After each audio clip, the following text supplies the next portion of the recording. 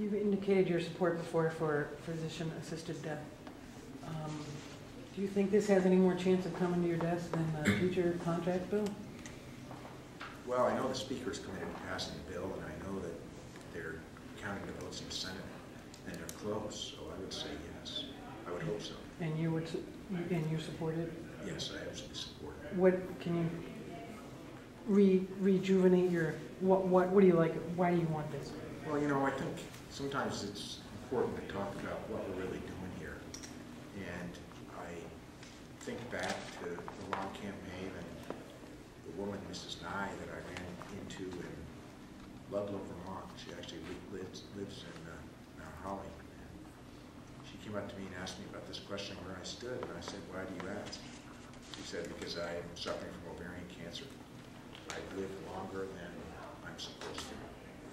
I told my doctors I was not living longer, and they told me I was going to, because my husband has stage 4 Parkinson's disease, and I'm his primary caregiver, so I can't afford to not be here, and I want to live life as long as I possibly can.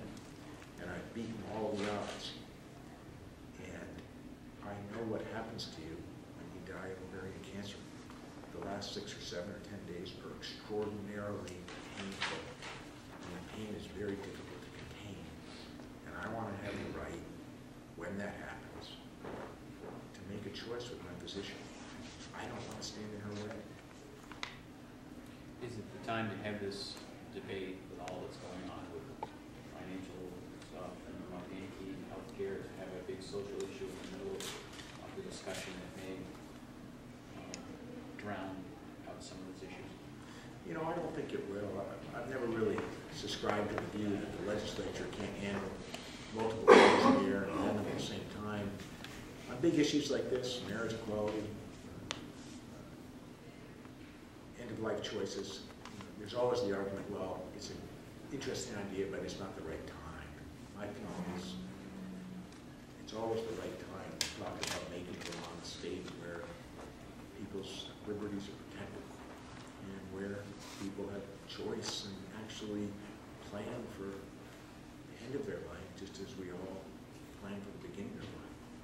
Would you like this to be a Vermont issue alone and not have outside forces on both sides coming in to work? I think that would be helpful, and I think it should be a discussion among Vermonters. I think it will be. You know, these conversations are never easy. And I think about my own parents. And, you know, I'm going to my mom's 80th birthday tomorrow. My dad's pushing 86. And we're all finding it very uncomfortable to talk about planning for the end with our family members that we love. My family's no different. But I don't think it hurts us as a state to have the conversation about what kind of treatment do you want if you're terminally ill, your doctor knows that you're going to die, you're in a lot of pain. How do you want to spend your last 4 or 5 days? You want a bill to sign this session? I'd like to have a bill to sign. I think the sooner we pass this bill, the better off it is for Vermonters. Is your support for this, was your decision pretty easy? It was. You know, I understand why people struggle with this question. But I think sometimes on this question we tend to bring in all kinds of other questions that aren't really the question that's being asked.